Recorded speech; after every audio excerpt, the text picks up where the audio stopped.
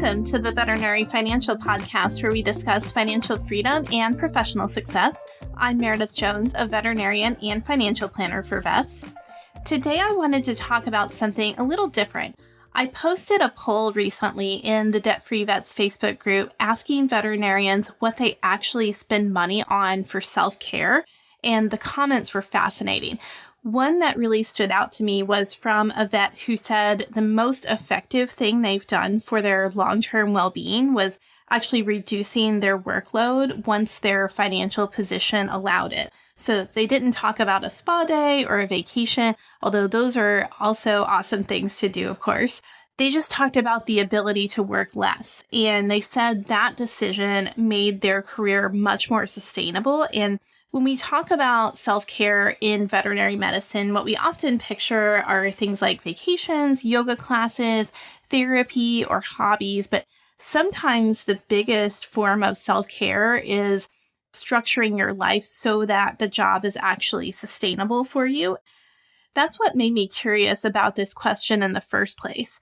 So I asked the group, what do you actually spend money on that helps you feel better or more sustainable in this profession? Take a moment to just think about that for yourself. What are you actually paying for that helps you stay in vet med? So the results were interesting. 59% said they were spending on time off or experiences. 30% said physical care or movement. 9% said therapy or coaching. And 2% said something else. And a lot of those folks actually commented on the post in addition to folks who chose categories, in addition to folks who chose the other categories. But honestly, the comments were the best part because they showed how different this looks for everyone. So the biggest category was time off or experiences. So almost 60% of folks who responded to the poll.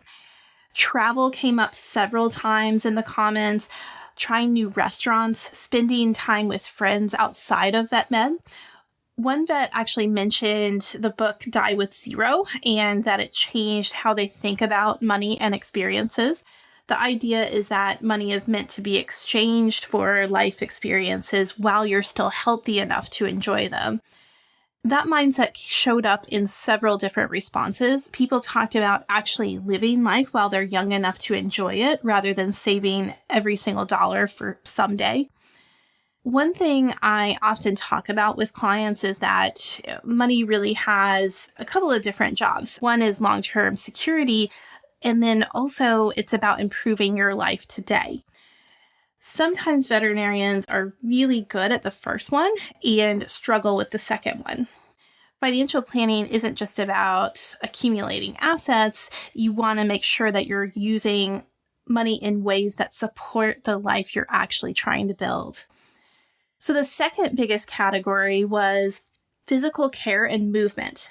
Things like hiking, massage, gym routines, hot yoga, tai chi. One vet said they go to the gym every day at lunch and schedule their day around that hour. Technically, the practice could see more patients during that time, right? But protecting that routine was worth the trade-off for this vet for their mental well-being.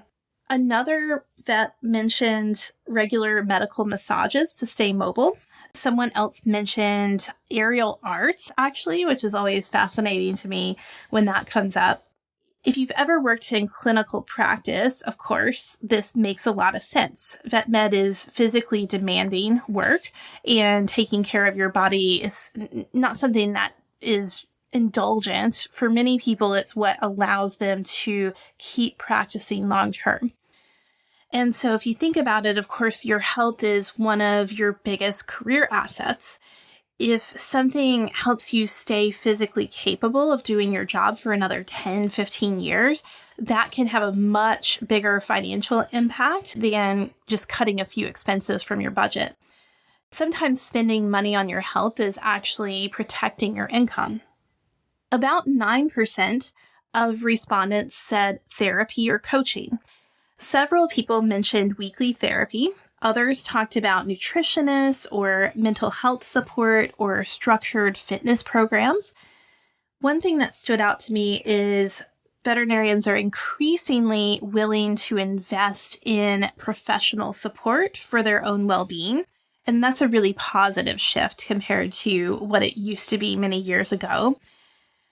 Then there was the something else category. And honestly, this might have been the most veterinary specific category of all. So horses, of course, came up several times. Chickens, agility dogs, and then there were hobbies like knitting, crocheting, pottery, video games, sewing. So a lot of creative hobbies. One vet mentioned pottery and joked that if it eventually brought in enough income, maybe they could work one less day per month as a veterinarian. I actually love that idea because sometimes hobbies stay hobbies, but sometimes they become small sources of income or flexibility that create more options over time. People often think that financial progress comes from one big change, like a huge raise or selling a practice or a massive investment win. But most of the time, flexibility comes from smaller shifts, like working one less shift a month or adding a side stream of income or reducing your fixed expenses, which can be a big shift rather than just a small shift. So small changes can compound into bigger financial stability and lifestyle flexibility over time. And it makes me think about buying back your time. So that original comment that I mentioned at the beginning, it was about reducing workload. And that really ties into something I see all the time in financial planning. We talk with our clients about becoming work optional. People often think financial planning is about maximizing investment returns, but the most powerful outcome is often buying back your time. So having the option to work 4 days a week instead of 5, or 3 days a week instead of 4. Taking real vacations without stressing about finances, or structuring your career in a way that feels sustainable for decades.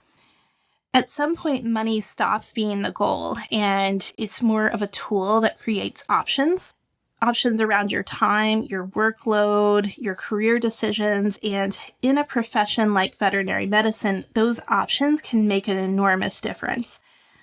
Another theme that showed up was outsourcing chores, house cleaners, landscaping, help around the house. A lot of veterinarians hesitate with this at first, myself included. But if outsourcing a few hours of chores every week or every month allows you to recover from work, spend more time with your family, or protect your mental health, that can be a really worthwhile trade. What I loved about this poll is how different self-care looks for different people. For some people, it's travel. For others, it's therapy. For others, it's horses, of course, pottery, knitting, creative hobbies. And for many veterinarians, the biggest lever is simply having more control over their schedule. So there isn't one right answer, but of course the responses made one thing very clear, that veterinarians are willing to invest in the things that help them stay well enough to keep doing this work.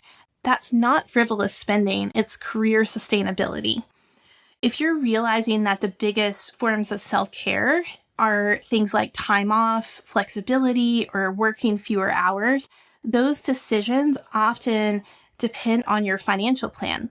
And that's exactly the kind of work we do at All Vet Financial. We help veterinarians create financial plans that support their careers and their lives, not the other way around. If you'd like guidance thinking through those decisions, visit allvetfinancial.com and click the Book Now button to schedule a free intro call. And until next time, take care and continue your path to financial success. This podcast is for informational and educational purposes only and should not be considered individualized financial advice. If a specific investment is mentioned, it should not be considered a recommendation or endorsement to buy or sell the investment. All investments involve risk. Past performance does not guarantee future results. You are encouraged to seek the advice of a financial professional before implementing any investment strategies discussed. Yay, compliance!